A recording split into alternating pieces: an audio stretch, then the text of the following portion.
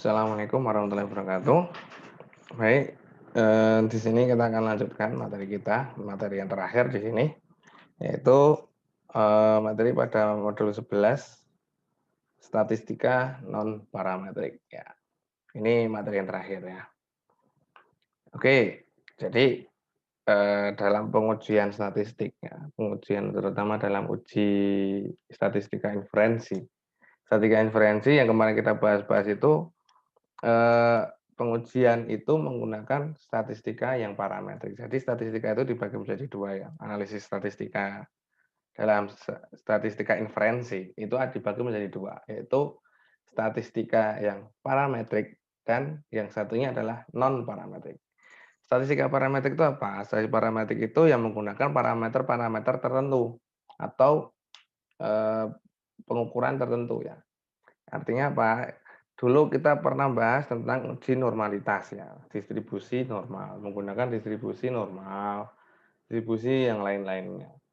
Nah, itu yang namanya parameter parameter. Jadi sudah ada patokan. Jadi kalau distribusi normal itu rata-ratanya sekian. Jadi kita anggap data yang kita punya itu berdistribusi normal, sehingga kita perlu menguji apakah data itu normal atau tidak. Nah, bagaimana jika kita tidak menggunakan parameter-parameter itu atau patokan-patokan itu ya, yang sudah ada, nilai rumus-rumus yang sudah ada, maka kita dapat lakukan analisis juga menggunakan analisis statistika non parametrik. Jadi di sini kita tidak menggunakan asumsi-asumsi data harus mengikuti distribusi tertentu, ya, terutama distribusi normal atau distribusi T nanti ada juga kalau kalian belum tahu ya, atau distribusi-distribusi yang lain. Kalau dia tidak terpenuhi, maka kita bisa menggunakan analisis yang namanya analisis statistika non parametrik. Nah, karena statistika non parametrik itu adalah alternatif dari statistika yang parametrik, ya. Jadi yang kalau tidak memenuhi kita larinya ke non parametrik, maka tentu ada banyak sekali analisis dalam statistika non parametrik ya. Ada yang namanya uji Mann-Whitney, uji analisis variansi kemarin, kita kan ada syarat uji data harus berdistribusi normal ya. Nah, bagaimana jika data tidak normal? Ya, maka kita larinya ke uji non parametrik juga, yaitu uji Mann-Whitney ya. Ada lagi uji tanda ya, ada lagi namanya uji binomial dan lain sebagainya. Nah, di sini kita cuma bahas satu ya, kita cuma bahas satu. Kenapa? Nah, karena di sini uji yang kita pakai itu untuk menganalisis yang berbeda dengan analisis yang parametrik yang kemarin. Yang di sini kita analisis adalah uji proporsi, ya, yang dinamakan dengan uji proporsi. Uji proporsi, jadi kita membandingkan proporsi, ya, bukan rata-rata ya. Kalau kemarin itu kita membandingkan rata-rata, yang makanya dinamakan uji rata-rata, ya. Uji rata-rata dua populasi, uji rata-rata satu populasi. Di sini kita menguji proporsi. Proporsi itu apa ya proporsi itu ya? Peluang, ya. Peluang ya namanya proporsi ya, proporsional proporsi.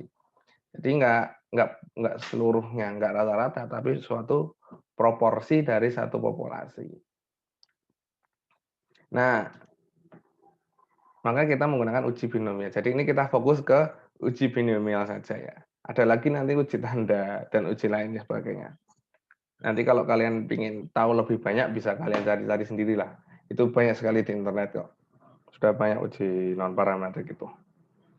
Oke, untuk uji hipotesis dari uji binomial, ya, uji binomial atau uji proporsi itu adalah P. P itu proporsi. Nanti kita bahas ya, maksudnya apa sih proporsi itu? Kenapa kok dinamakan proporsi?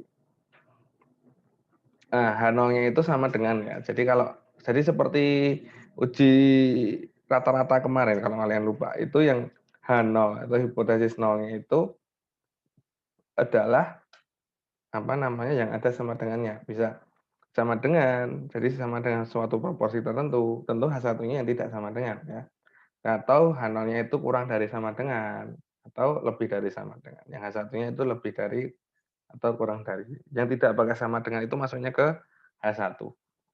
Oke ya, intinya seperti itu, kita mengecek proporsi. Langsung kita analisis ya, ke analisisnya. Jadi ini yang kenapa kok dinamakan proporsi itu seperti ini. Misalkan Kita akan melakukan penelitian, apakah mahasiswa di STTA, Sekolah Tinggi Teknologi Adi Cipta ini apa ya, selera makannya itu di kantin itu lebih cenderung memilih membeli nasi ayam atau membeli soto ayam, gitu ya. Nah, jadi pingin dicek apakah, mahasiswa itu lebih cenderung memilih nasi ayam apa soto ayam. Nah, seperti itulah intinya. Kemudian diambil sampel sebanyak 30 mahasiswa, 35 mahasiswa ya, dan ditanyain satu persatu, "Kamu lebih suka nasi ayam apa soto ayam?" Ya, "Kamu lebih suka nasi ayam apa soto ayam?" Ternyata dari situ dapat kita simpulkan bahwa, oh ternyata mahasiswanya itu lebih, ada 22 orang dari 35, ada 22 orang yang, cenderung memilih nasi ayam, dan ada 13 orang yang membeli soto ayam. Nah, pertanyaannya adalah, apakah dapat kita katakan bahwa, ya, bahwa 60% mahasiswa STTA itu membeli nasi ayam, ya. Jadi 60%-nya itu kan bentuknya proporsi ya, tidak seluruhnya, tidak rata-rata ya. Jadi proporsi. Makanya di sini disebut namanya uji proporsi, ya. Nah, jadi apakah 60% mahasiswa STTA itu membeli nasi ayam? Sehingga kita perlu lakukan uji binomial ya, uji binomial. Nah, di sini datanya nggak ada di Excel, jadi kita input sendiri ya. Kita input sendiri, misalkan tadi kan ada, kita langsung buka SPSS saja ya. Screen saja lah. Jadi kan di sini ya langsung kita masukkan variabelnya. Jangan variabelnya itu langsung masukkan data. Nah, kemudian karena dia tadi ada dua pilihan ya, yaitu membeli nasi ayam atau soto ayam, berarti ada dua pilihan. Jadi datanya itu data kategorik, sehingga kita perlu mengkategorikannya, yaitu klik values. Misalkan satu itu nasi ayam, kemudian di add, kemudian dua itu soto ayam. Ini ya. Kemudian oke, klik oke. Kemudian kita masuk ke data view. Nasi ayam itu, nasi ayam berapa tadi? Nasi ayam 1, soto ayam 2. Oke. Oke, masuk ke sini. Nasi ayam tadi apa sih? Nasi ayam itu berapa tadi? 22, soto ayam 13. 22 berarti nasi ayamnya, nasi ayamnya 22, tinggal di copy ya, di paste sampai angka 22, intinya jumlahnya 22 seperti ini. Kemudian soto ayam itu kan 2 tadi ya, nah ya klik 2 aja nanti udah keluar otomatis soto ayam, tinggal di copy, tinggal terus di paste sebanyak 13, Ctrl V. Nah ini ya, kalau kalian nggak muncul nih tulisannya nasi ayam, soto ayam, nih kalian klik di sini nih. Kalau saya klik lagi, balik ke angka 1, 2, tapi ketika saya klik, nah ini jadi tulisannya soto ayam atau nasi ayam. Ya, jadi nasi ayamnya ada 22, soto ayamnya ada 30, ada 30, ada 13 ya. Jadi totalnya ada 35. Oke, sekarang kita langsung saja melakukan analisisnya ya. Analisisnya yaitu analyze ya. Non parametric test ya, non parametric test. Legacy dialog. Nah, di sini seperti tadi saya katakan bahwa ada banyak sekali uji non parametrik ya. Ada one sample, independent sample, related sample, ya. Ada namanya uji chi-square ya, chi-square, one sample, KS itu Komogolov-Smirnov kalau nggak salah ya. Kemudian 2 independent sample. Ini artinya uji ini sama dengan uji rata-rata 2 populasi yang independen. Nah, kemarin kita pernah bahas.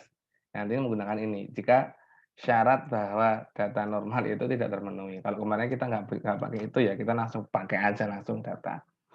Nah, kemudian jika Kalau ini K-independent sample itu untuk uji analisis variansi ya. Jadi kemarin kan uji analisis variansi kan ada syarat data harus berdistribusi normal. Nah, kalau tidak normal gimana? Kalau tidak normal kita larinya ke non parametrik ini dengan klik K-independent sample ini.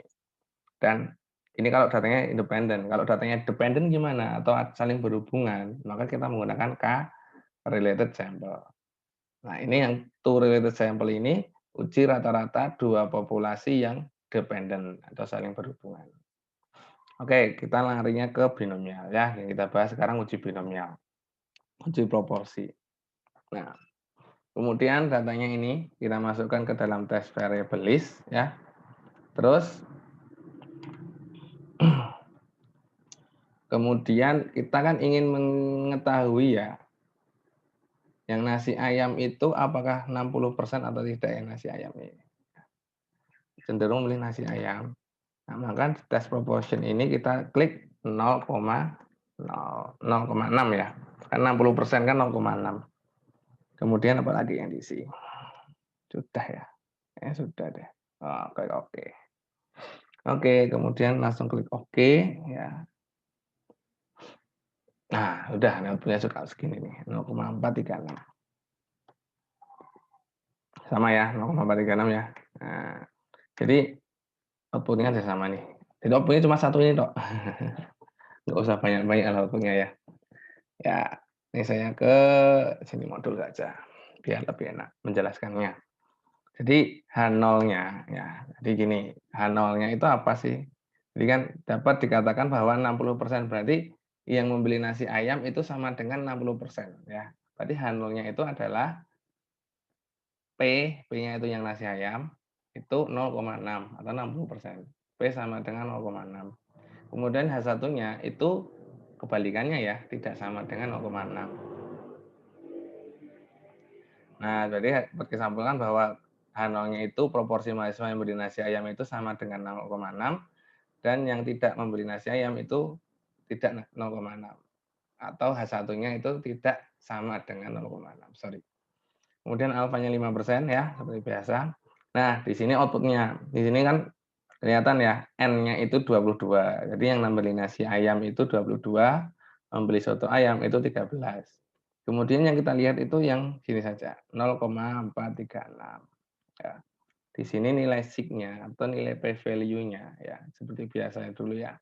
Kita menggunakan nilai p-value itu 0,436 ya. 0,436 itu kita bandingkan dengan alfa. Alfanya itu 5%. Sehingga dapat kita simpulkan bahwa p-value atau nilai sig-nya itu lebih dari 5% kan 0,436. Sehingga H0 diterima. Atau dapat disimpulkan bahwa yang kita ambil di H0-nya, ya H0 diterima. Bahwa proporsi mahasiswa yang beli nasi ayam itu adalah 0,6. Jadi klaim di atas itu dapat diterima. Pertanyaannya itu, apakah dapat dikatakan bahwa 60% mahasiswa STTA membeli nasi ayam? Jawabannya iya. Ya. Jadi dapat dikatakan bahwa 60% mahasiswa STTA itu lebih memilih nasi ayam dibandingkan soto ayam. Nah, seperti itu. Itu contoh gampangnya ya, dari uji proporsi. Ya, kalau kemarin kan kita nguji rata-rata, uji ya perbandingan rata-rata ya. Nah, sekarang kita menguji proporsi. Itu ya intinya. Oke, nanti kalau kalian bingung nih bisa kasih latihan ya, misalkan ada seorang mahasiswa STM ingin mengetahui apakah proporsi penggunaan motor matic dan motor bukan matic itu sama.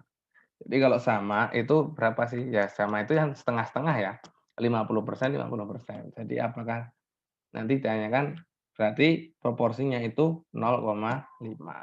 Ya, di sini diambil 25, diambil random, diperoleh 14 menggunakan matic dan 11 menggunakan motor selain matic. Nanti kalian uji apakah klaimnya itu benar apa salah ya. Apakah proporsinya itu sama ya antara setengah-setengah gitu ya. Oke, mungkin cukup sekian dari saya. Nanti kalau ada yang bingung, bisa ditanyakan ke saya melalui grup atau di WA pribadi ya. Oke, mungkin cukup sekian dari saya. Kurang lebihnya mohon maaf. Wassalamualaikum warahmatullahi wabarakatuh.